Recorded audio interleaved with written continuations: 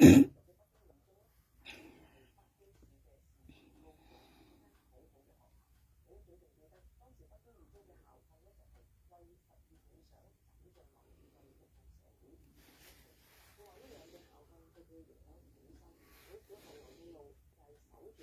sát tụi bay mò quật nha anh chính chính nha mò ngay mới nhập từ cô tụi post nha những cái tụi bay à nè kalau mau dah simpan aja jangan ngay mới nhập từ cô tụi post nha ngay mới nhập post nha kalau như mau khi tụi lại còn bay ra ngay tài chính nha ngay mới nhập từ cô tụi post nha nhà đi theo bạn xăm nên như tao lòng thọ lại cái nào mới xử lý nghe để sản tụi như này nè những mùa xử lý rồi như vậy sản tụi như nha mùa xử lý nhé cái tim tụi như là bidang organisasi PTK Indonesia lah những mùa xử lý lipan tim tụi như là kalau lipan tim tụi như nha mau còn phải như này mau còn phải như này ứng chồng như nha ứng chồng như nhau nè chèo cung văn nè nghe đấy treo giống theo cả kiểu như vậy đó ta to hồi chúng nhớ nhau nhìn nha treo giống theo mày kiểu như vậy như nè ta to hồ chí miền ta to hồ chí miền như mày sao như còn ngay như mày sao thế nào là làm to đấy như phần chỉ ta chụp lại mò như phần chỉ ta chụp lại mò quật nha làm chính chính nha mò ngay mới nhập từ cô tụi post nha những cái chụp lại à nè kalau mau dah simpan aja jangan ngay mới nhập từ cô tụi post nha ngay mới nhập post nha kalau như mau khi chụp lại còn bay ra ngay tài chính nha ngay mới nhập từ cô tụi post nha nhà đi theo bạn xăm nên như tao lòng thọ lại cái nào mới xử lý nghe để sản tụi như này nè những mùa xử lý rồi như vậy sản tụi như nha mùa xử lý nhé cái tim tụi như là bidang organisasi PTK Indonesia lah những mùa xử lý lipan tim tụi như là kalau lipan tim tụi như nha mau còn phải như này mau còn phải như này ứng chồng như nhau nè chèo cung văn nè nghe đấy treo giống theo cả kiểu như vậy đó ta to hồi chúng nhớ nhau nhìn nha treo giống theo mày kiểu như vậy như nè ta to hồ chí miền ta to hồ chí miền như mày sao như còn ngay như mày sao thế nào là làm to đấy như phần chỉ ta chụp lại mò như phần chỉ ta chụp lại mò quật nha làm chính chính nha mò ngay mới nhập từ cô tụi post nha những cái chụp lại à nè kalau mau dah simpan aja jangan ngay mới nhập từ cô tụi post nha ngay mới nhập post nha kalau như mau khi chụp lại còn bay ra ngay tài chính nha ngay mới nhập từ cô tụi post nha nhà đi theo bạn xăm nên như tao lòng thọ lại cái nào mới xử lý nghe để sản tụi như này nè những mùa xử lý rồi như vậy sản tụi như nha mùa xử lý nhé cái tim tụi như là bidang organisasi PTK Indonesia lah những mùa xử lý lipan tim tụi như là kalau lipan tim tụi như nha mau còn phải như này mau còn phải như này ứng chồng như nhau nè chèo cung văn nè nghe đấy treo giống theo cả kiểu như vậy đó ta to hồi chúng nhớ nhau nhìn nha treo giống theo mày kiểu như vậy như nè ta to hồ chí miền ta to hồ chí miền như mày sao như còn ngay như mày sao thế nào là làm to đấy như phần chỉ ta chụp lại mò như phần chỉ ta chụp lại mò quật nha làm chính chính nha mò ngay mới nhập từ cô tụi post nha những cái chụp lại à nè佢講咩？含啲責任啫，出嚟講好嚟嘛。特別啲人員講嚟嘅，啲人員咧都慢要講了啫。啊，管你啲多東西咧，基本嘢佢不記得佢出係了啊。咪啲蛋白質已經落嘅嚇，驚到了啊蛋白質，嚇就咪出超嗱，嚇蛋白質驚到啊，嚇。今係二度惡意啊，驚到啊，唔係本人家講，到時間冇做本人看，啲啊唔喺度點咪拉計親，啲啊本人家講呢度唔行，係啊，本人講你人講啊，咩啊，根本係對人啊，人講啊，佢講你咪人一隻嚟騙人啊，女家唔生啦，係咪嗱？除非你冇用做，係佢要講快，而家你要用做，你就咪跟人講啦。呢個根本亦不叫啊。差不多家管八千多嘅掠落咪上間，但係差不多有兩個看你冇係，佢就算老闆講嘅，叫本家羅鋪出嚟支幣啊，當白啦。你講支幣啊，你驚我驚嘛冇嚟一羅鋪出嘅上，啊你咪年，你羅鋪出你咪罵死，我冇看你罵你驚到驚冇嚟一羅鋪啊，你咧識咩諗住你啊？咁作咁嚴啊！啊驚到驚嘛，咁人家講你驚我呢隻仔，或者驚我入羅咪，你做啥啦？呀，你粒要人家要聽講明得你啊！呀，你做對人家講，你做得好，人家讚賞你啊！呀，你冇你就本人家罵講兩句啊！哇，超你粒人嚟上講人，懂咪啦？呀，乜你人家講，你粒對人家講你安好，樣講你都愛，本人講亦結唔好，超粒人嚟上去罵。你啊，你啊罵緊笑啊！你再罵不係條，見人你都罵，你啊淡白啦，你聽緊啊！你為罵到你就惡人啦，你就死啦！我跟你講，像啲老妹啊，咧照計咧，佢去拿筆嘅啊，你有錢當然係上半嘅擺落油毒啊，你責任乜嘢咧？你將所有嘢係上咧，你那邊嘅落油毒啊，啊錢當然係上半間日淡白啦，養落油毒嚟，你班人咧就係錢買淡白啦，要對，啲乜嘅熱鏈，啲下年結唔減，向你咪乜嘅熱鏈咧，佢次傷啊！我跟你講，佢把佢安強安慰啊！咁有啥講啦？冇邊幾個啊？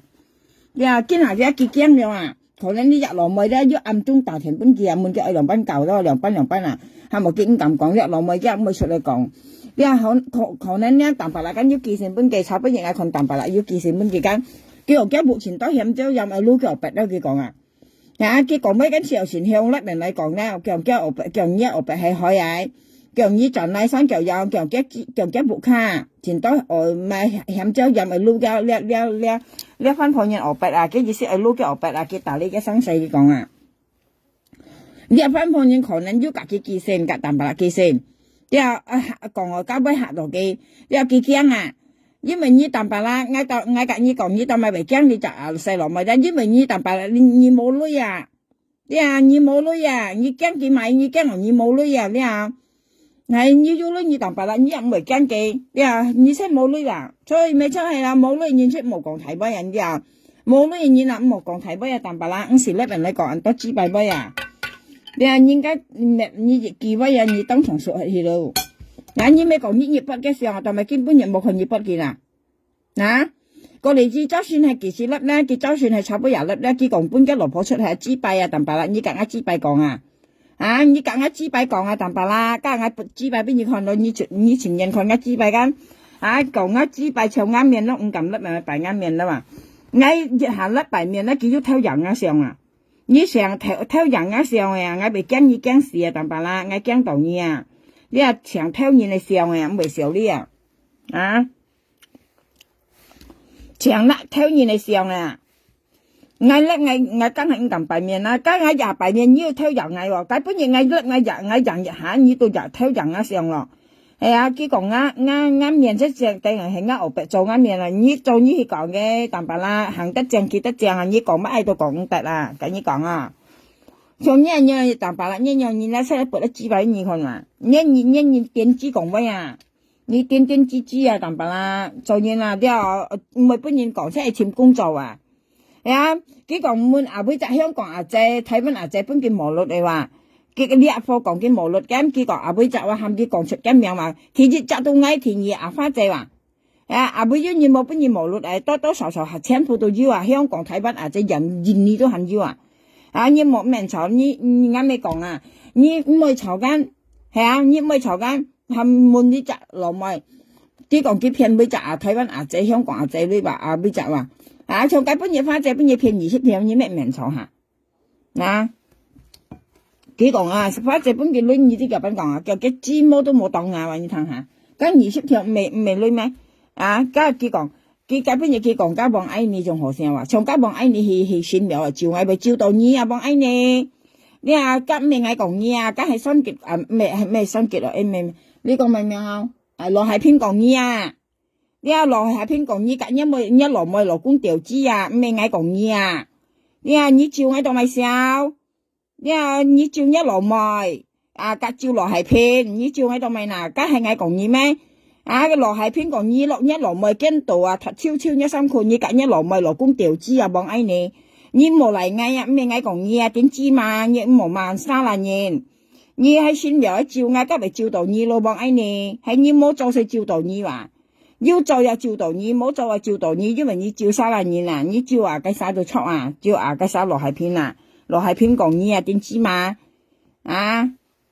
你我點知啊？喺度照人，梗以為本菩薩罰你啊，罰你中風啊，幫嗌你，梗以為中風咯。講見冇一下照你啦，到赤字就算，你先冇字幕嘅你啦，你先咪照你赤字就算啦。佢香港又冇字幕話，現你一字幕又冇人嘅話，你望一年一現你啊嚟細貨都冇人嘅啊，佢現你跟將我要4年，幾4年都冇人嘅啊，香港又冇將我要4年啦，啊家下你真冇4年啦，你先咪照人家接住就算啦。你話你照你接住就算咪照你冇字幕嘅你啦，點知嘛？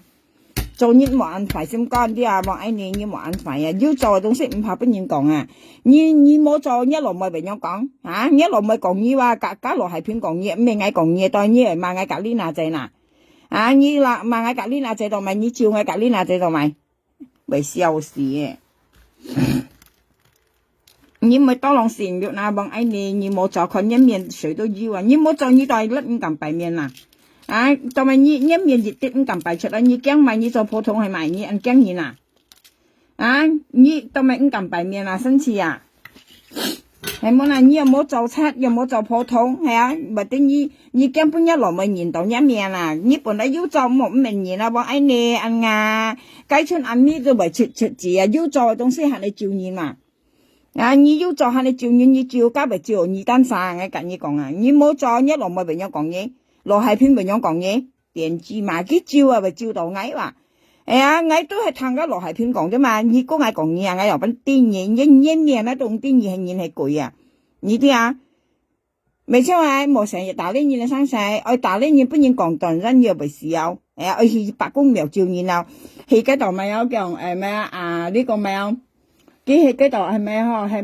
咪闊嗰度係咪嗬，啊天后係天后娘娘照嗌都係本天后啊，天后係嗌咩啊？你讓我契後本記啊，你照嗌你到照嗌係天后係照嗌天后係咩啊？望嗌你聽定啊，嗌苗下兩隻天后係咩話？嗌契後本天后啊，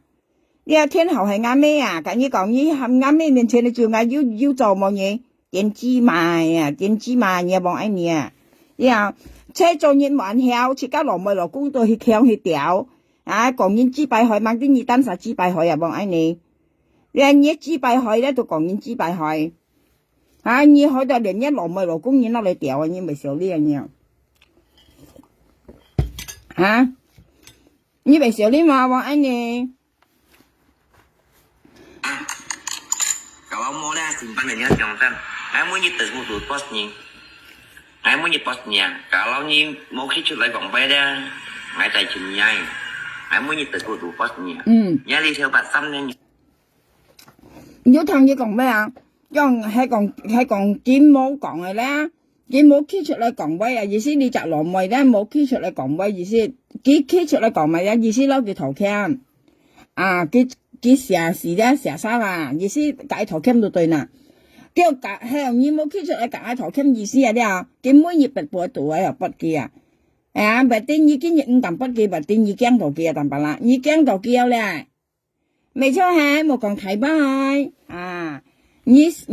啊，慳錢當然係上本嘅落不嚟落油毒落係啦，有時啊，我冇騙嘢啊，係我做呢細路咪啦，唔冇變過家但白啦啊！我跟你講係講你咪本應講咧但白啦，你冇甩人來啊！你應該講咩嘢係應該㗎，你做晒啦應該贊成嘢㗎。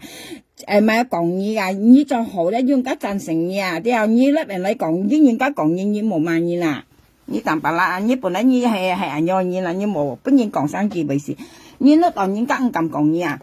啊，你那人家唔敢講嘢。佢講嘅隔籬啦，正印度佢都話，你咪少啲冇蛋白啦，每日咧，啲老婆咧都水冷床呢啲朋友啊，每日交到你很衰嘅，冇講喺講，一交到你蛋白啦很衰啊，每日啲老婆咧水冷床啊呢啲啊，人家日補頭後都陪老婆跟到南定水木後日補頭間，嘅咧咪日補頭咧，佢都就出去溫莎，嘅老婆每日水冷床啊呢啲啊，朋友間。冇唔嘅老公去到天光先盡，到天光下嘅老婆做家務呢啲啊，朋友家做家務做到熱身提汗咧，幾到水木上骨骨棍啊，幾兩公婆啊都要調豬毛砌個平，要肯啲講，就咪見下落白咩為人後生子啲講啊，幾新人嘅災有幾講啊，人嘅災硬啲講啊，呢講落白咩人後生子，一老婆要有後生啊冇嘢，一孫你要叫後生，比如今下呢個蘿蔔面人落後生字啊，氹嘅最硬根，像一後生字啊，你冇人落蘿蔔面，一最面又硬下。呢度係N2嘅蛋白啦，下年食得講咩無論齊講。蛋白啦，差不多講單佢講蘿蔔面人落後生字，同埋咧叫因為氹嘅後生字咧嘅最硬強硬嘅意思啊咧，佢人喺多上嘅N2嘅蛋白啦，像比如今下你為隔熱摘蘿蔔咩調子啊，係啊。你後生蘿蔔咩氹一劑硬間，但係你隔蘿蔔咩調轉一劑又硬間咩？你分業咩講咩不做嘛嚇？咩冇用嚇？咁樣係冇錢係你講蛋白啦，你班你係人嚟累啊蛋白啦，你係你班係人嚟累啊，人你咁講啊，你咁講嘅蛋白啦，你用眼前人你都晒累啊，無論你都晒老也好，兩班都行眼都人累啊，呢度係戰術嚟飯，冇講蘿蔔咩人道嘢，呢班人累啊，蛋白啦，你累面人累啊，啱講法嚟嘅啦，每時有啲嘢生到嘅啦。嗱，những một số lý do như vậy sẵn tuổi như nha, một số lý nhá cái tim tuổi như là bị đang organic. 嗱，從呢班人嘅面，你見得洋超出來，你看到朋友家從呢班人面啊。những một số lý個嚟很要熱雜呢啲埋晒朋友家，很要雜嗰度咪有，我時諗我以後講緊名啊，解雜人咧就應該係無記嘅咪有無記別晒識嘅咪嗬，無記識嘅咪嗬，我上下先識嘅角度啊，安上唔係生啦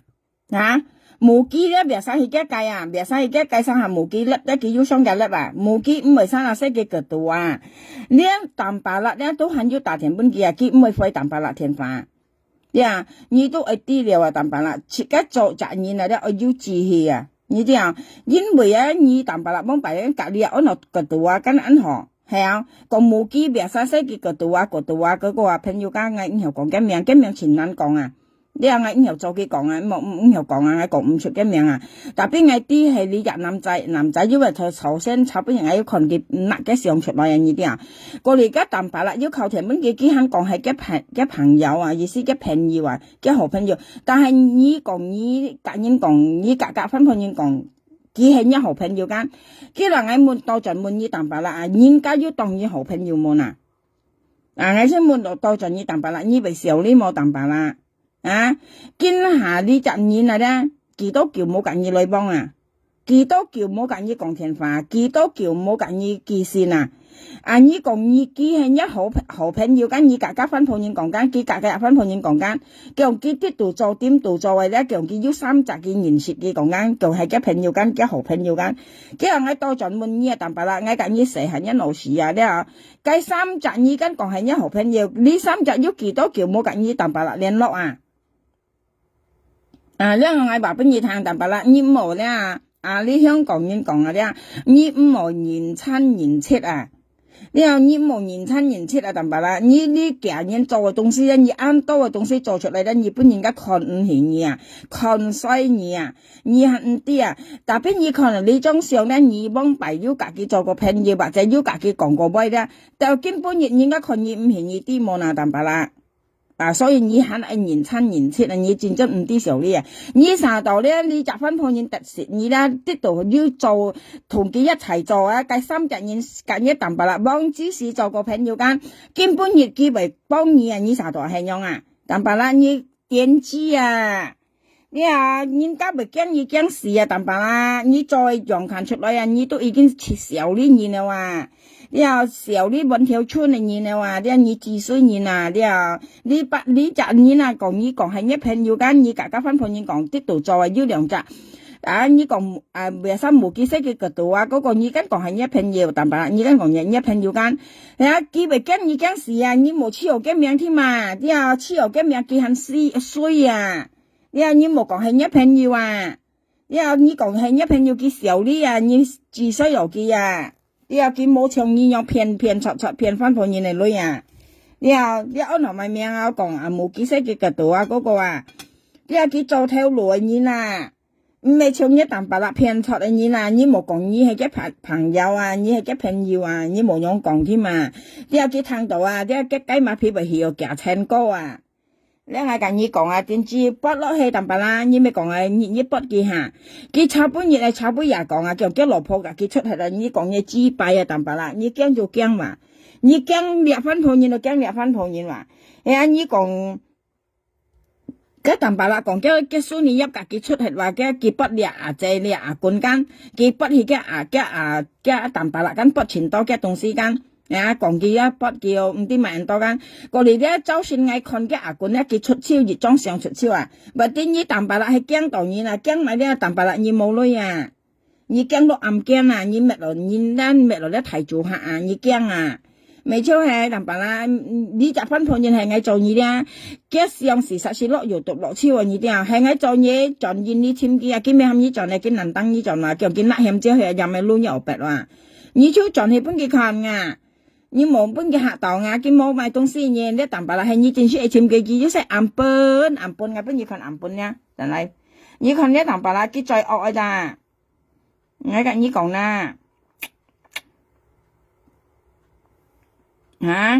像呢啖白啦，你一支白面啦，你識nhiều噶惡人嘛，你識nhiều咧惡人嘛，你有啲事嘅話，你等我啲朋友我簽埋熱啲東西先。你啖白啦，識nhiều咧惡人啦，你時係嗌做呢隻羅妹咧去簽嘅啊，簽緊啖白啦，佢肯講唔驚哦，唔驚咧，唔驚交乜嘢都唔驚哦，像咧你咧我跟你講咧，你一定係咪記落暗驚，即係切間咪成間老事啊，咩講兩賓咪記啊，下年含記咧愛啲啊啲衝，人家講愛啲衝咪衝槍啊，冇呢度，哇！人家講你記了，你都唔知呢來你生啦，係從你超粒人嚟上去嘛，見粒熱雜人嚟上係冇相干，見粒錢款人嚟上見啊粒出去嘛，嗰錢款人嚟上見啊粒出去嘛，我起碼嘅條片咧。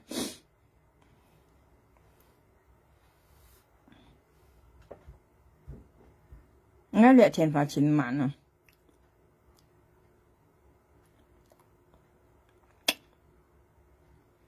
我2天花10萬咯去。你啖白啦，你滅到進貨咯，見下。你啲啊，佢滅到進貨哇！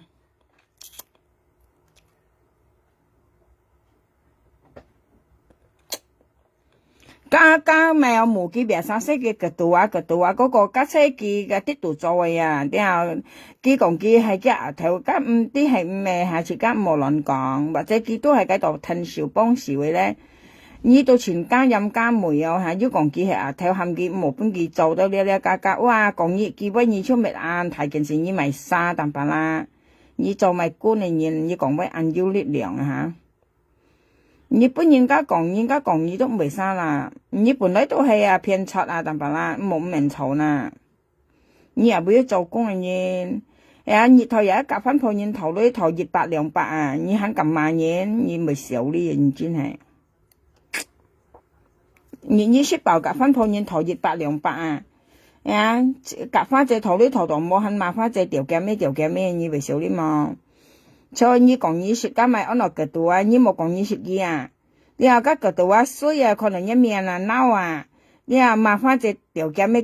啊？嗱係呢條片啦，我看下你先睇啊。嗱，你看佢啦，細路妹，你來看細路妹，佢基本日突除家咪有甲爸爸，係啊，呢邊有開。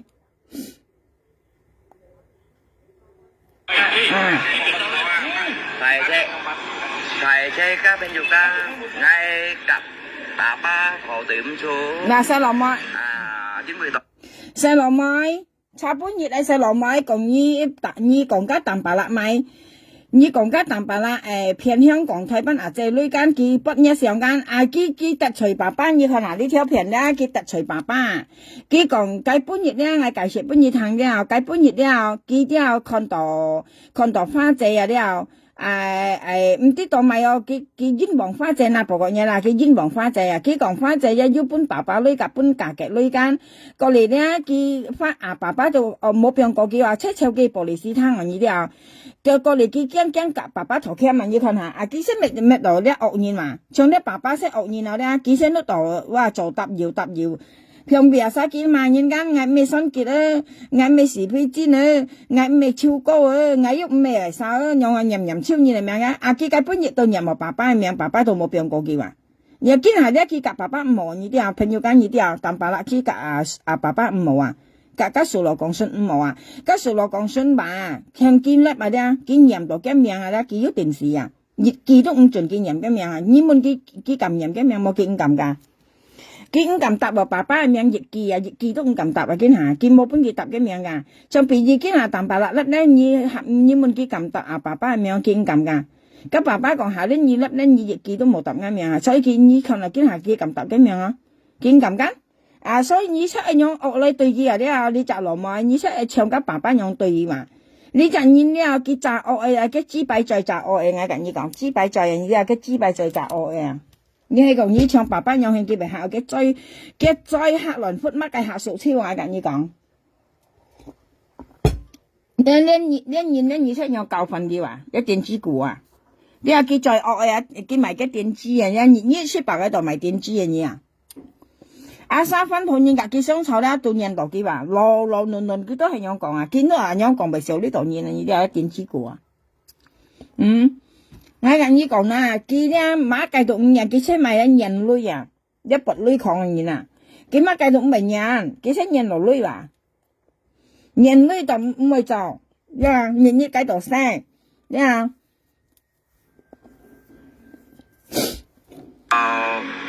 Sao bố nhi ngay tập bảo là thấy đến vụ tù chứ còn sao làm ơi còn sao làm ơi bảo bà ba chứ còn chầm phát chè với tập nhà ta bà ba mò vậy cái liền nhân sĩ phải xin con là phải nhiều can cái sĩ phải xin con là cái tao mới còn bà kiểm phát chè lấy cái sẽ bỏ bà ba thì mà phát chè à cái nhà sầu như nè cái nó đỏ bà ba bởi mà phát chè cái xin muốn nó đỏ bà ba như sĩ chiêu cao như là như điều cao chiêu như nè爸爸老時啊咧，夾識條豬你嗰條嘢一老時唔好講，佢講你咧老時生喺買切頭，人樣啊生喺呢度，佢講係生喺呢度啊，生喺切頭雲呢度啊。事實你老時啊咧，你先生喺切頭雞雲呢度啊，你先為事實講嘢啦。見一度家爸爸你啲，佢講家爸爸燒到牙花仔女基本熱啦，佢搏家爸爸出嚟麻花仔啊。佢搏家爸爸出嚟麻花仔，搏呢個咪有呢個格嘅出嚟麻花仔啊，因為佢先搏佢兩手出嚟麻叫啊，見啲佢講電子波嘢啲啊，佢嘅13點先啲佢講電子波嘢啲啊，見到到咧人樣講緊爸爸咪出嚟麻花仔，花仔我其實咁樣類，我其實本日本人類人樣其實查到曉啊呀，見冇得到咧佢講法實咪冇面談啊。所以識為係是幾單慘啊！從今日羅文樣下，佢粒嘅上咧，佢出係臭雞班人啊，雞班人冇特色嘅咧，佢粒羅嘅上咧，出臭雞班人啊，用嘅人呢啲啊，懵嘅啊，從別人一越賺人特色而間，你粒埋其他人係上出嚟間，你到臭雞班人咧出嚟懵嘅啊，我乜嘢物嘅啊，唔係啥乜嘢啊，唔係啥乜嘢啊，唔係啥講嘢啊，就咪以為粒啱上啊，你識臭雞班人係咪嘅話？但幾時都好啊！你用乜下幾先得啊？我跟你講朋友㗎，你冇用乜嘅咧，佢次次傷啊！你啊！你冇用乜嘢咧？佢次次上啊，人家講咩啊？用係咪啊？教訓佢啊，你教訓佢下啊，教訓佢啊，你來咧，你冇用教訓佢唔得啊，我佢把佢安排，像比如佢阿青啊，朋友間，阿青嘅老婆上啊，嘅屬咩上啊？我未要嚇，我也未要，咪嘅屬咩上啊？嘅老婆上得我也未要明啊，唔係嘅成員啊。像你阿青啊啦，你阿青啊，嘅分炮嘅屬咩？嘅細貨，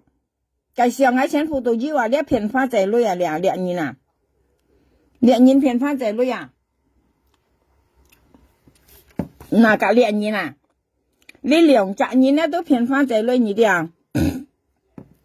你玉妹咧，假槍兩沙騙啊花仔女間，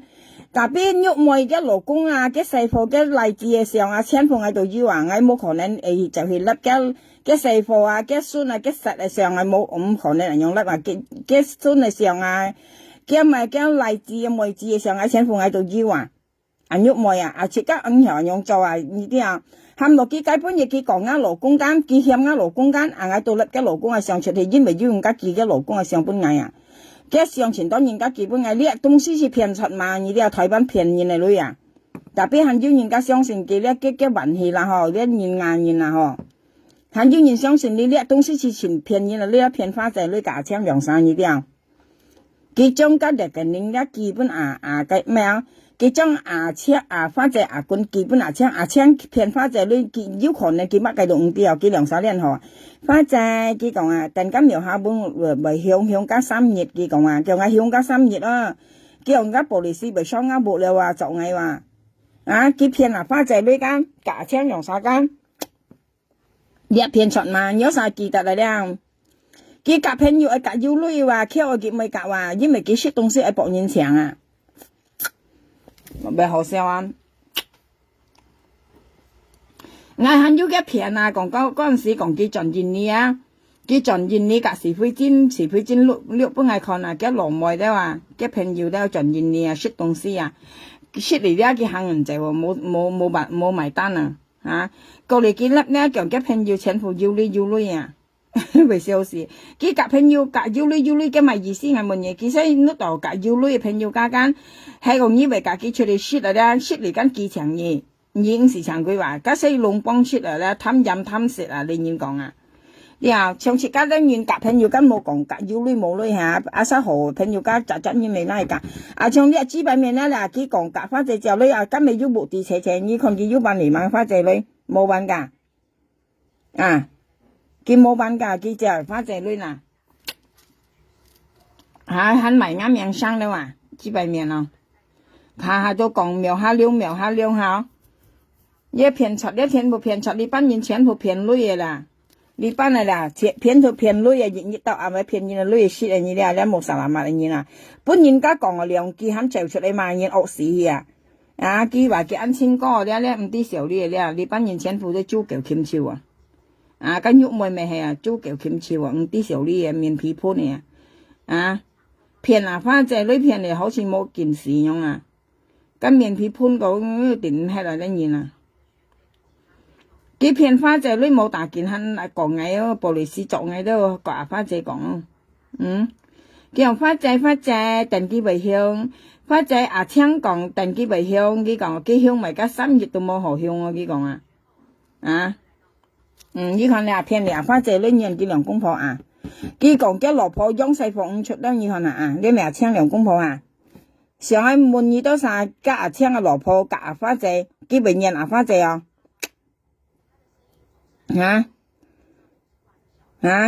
你騙出公義行嘅紙幣面，大場騙人嘅女人冇實諗乜你班人。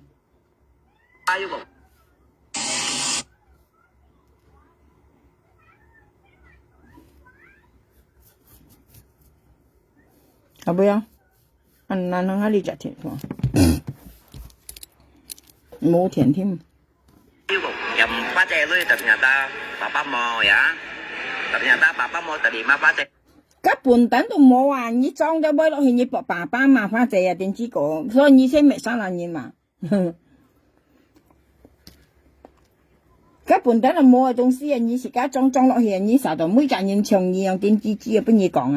啊！你實到每隻人用電子紙不易講啊！所以你聽係話，爸爸喊佢頭欠你神腰咯，啲啊，你掹幾掹明你啊，你真正嚟說，你做人從爸爸用喊咗熱責良心嘛，啲啊，你唔衰嘅人，有冇人冇隻東西你講落去，佢喊咗責良心嘛，係佢冇良心咪，你都暗經度苦度咯，車長家全員會暗經度苦度啊！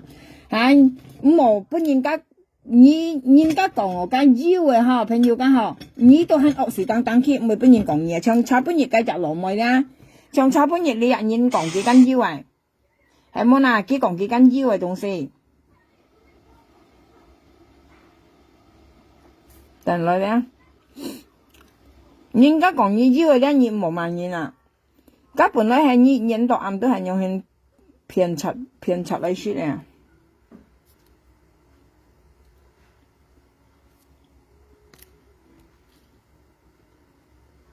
等來，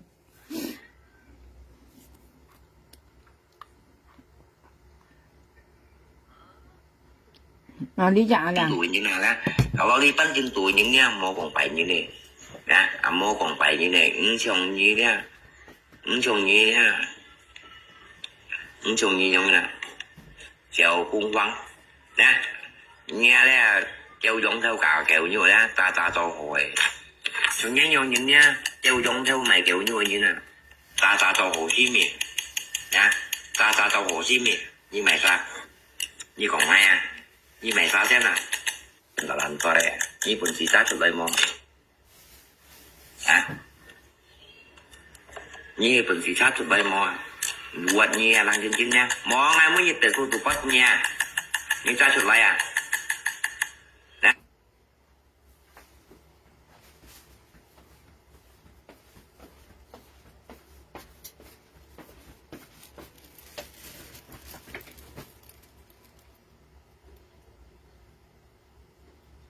甩唔到去，收唔到啲啊，唔知係咪啲收唔到。